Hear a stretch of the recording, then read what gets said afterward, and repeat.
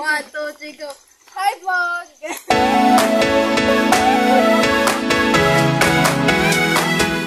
So now, pumunta na kami sa palengke para bilhin lahat ng mga kailangan sa pagluluto. Una naming pinuntahan at binili ay ang manok. Bumili kami ng 1.5 kilo ng manok. At sa pagpili ng manok, dapat siguraduhin nyo na fresh ito at sakto lang sa budget nyo.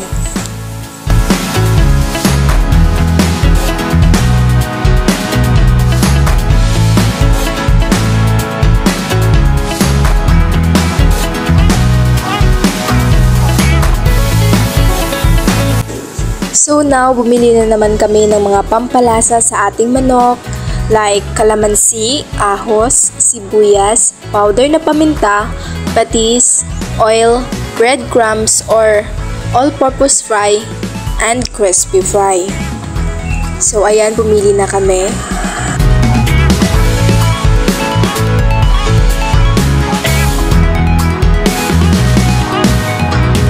So ayan guys, nagdala pa talaga kami ng lista sa mga kailangan. Nag-budget lang naman kami sa aming pera dyan. So, yeah, siguraduhin yung mabibili nyo lahat para makuha nyo yung consistency ng iyong pagluluto.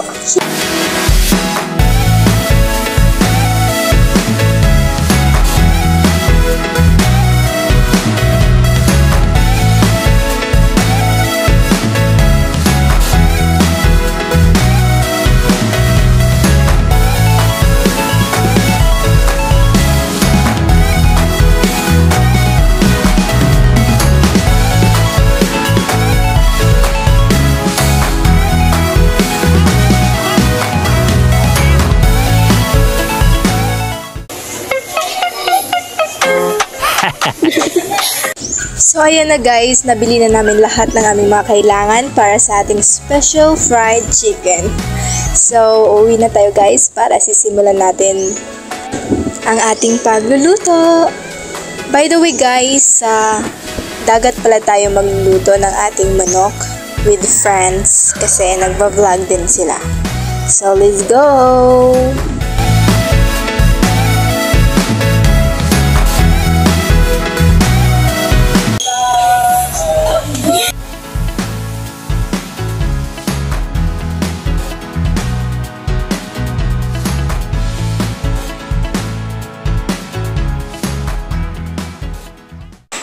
So, ayan na nga guys, sobrang excited na ng mga Ferzan na makapunta sa beach. Kitang-kita naman sa mga ngiti nila, kasama ang mga kaibigan, the Bardagal friends. Yeah, see you there!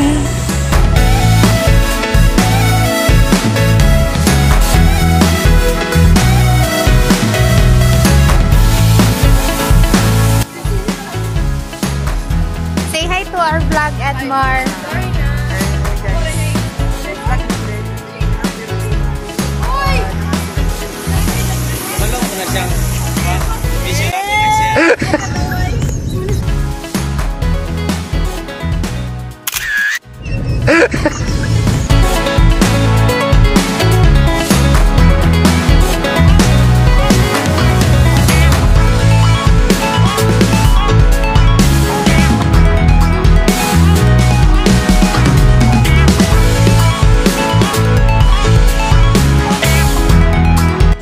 At sa wakas guys, nasa beach na nga tayo.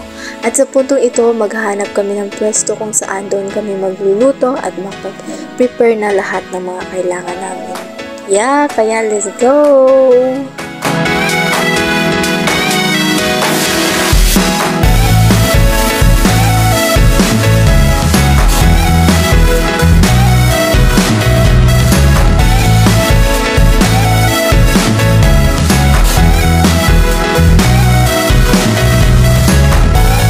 Edmar lang sa Kalam. At ayan na guys, nakahanap na kami ng pwesto kung saan hindi mainit para maayos ang aming pagluluto ng aming mga pagkain. Yeah, kaya let's start na! At ayan na, nakaprepare na lahat ng mga ingredients para sa ating pagluluto. At unang-una, magmamarinate tayo niyan ng ating manok.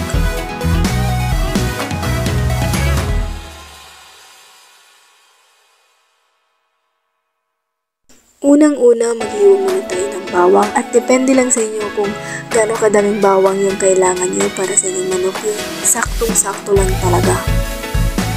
Talagang talaga.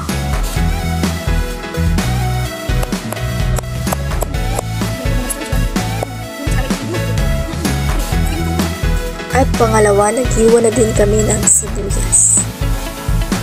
Depende lang din kung paano nyo ito hihiwain. At kung anong sizes ba, pino ba yan o hindi.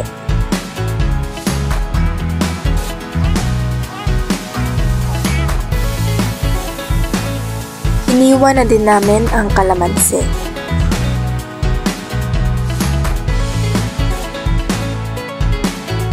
At ayan, sinunod din namin ang paghiwa ng mga manok. Depende sa sizes kung ano yung gusto niya. At ang ginawa lang namin dyan ay depende lang talaga. Ano-ano lang yan kasi hindi naman kami marunong magluto. Ay, charis.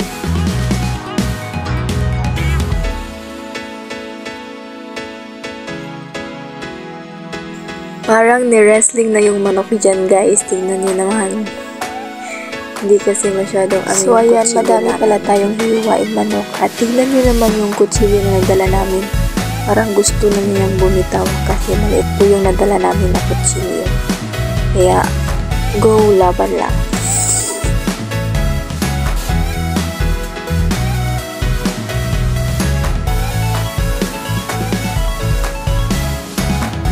At sa wakas, natapos na din ang paghihiwa ng manok. Kaya ayan, hugasan na natin ito para ito'y malinis. At atin na simulan ang pagmamarinate nito. So ayan, dapat talaga malinis na malinis ang ating manok kasi kinakain natin yan. Kaya nakikita naman natin dyan, kinunan pa namin yan ng mga balahibo at hinugasan ulit.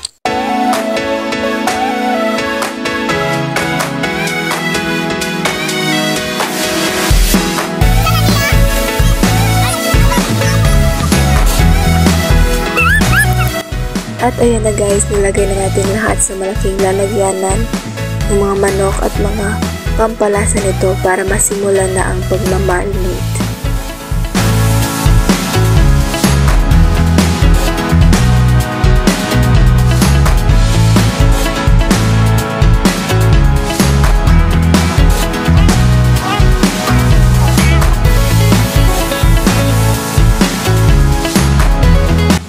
So ayan guys, maglalagay na tayo ng mga paminta, mga pampalasa ng ating manok. Yan, depende lang sa inyo kung gaano karami yung ilalagay nyo. Basta eksakto lang sa manok na kadaming na manok na yung gagawin nyo. Ayan, nilagyan na din natin ng patis or toyo. Pagkatapos yan, nilagyan na din ng kalamansi.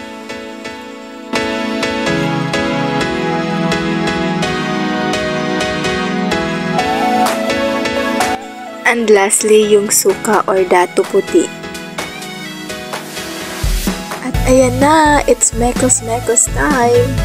So guys, i-mix nyo lang siya ng maayos para manood talaga yung mga pampalasa na inilagay nyo. Pagkatapos nyan ay takpan na din para maano talaga. Kung meron kayong gusto bang ilagay nyo lang. At pagkatapos natin yung halu-haluhin ay isi-set aside muna natin para ano talaga yung lasa niya.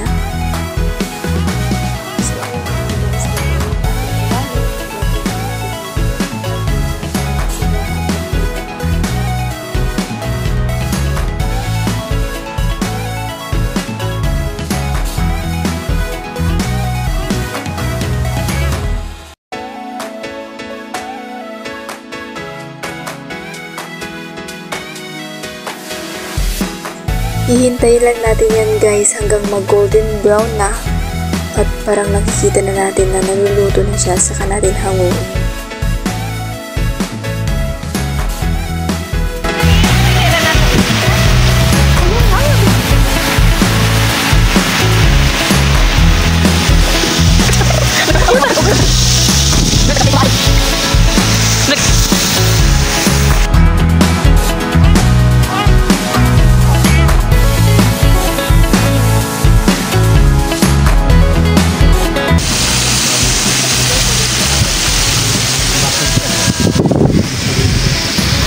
Well.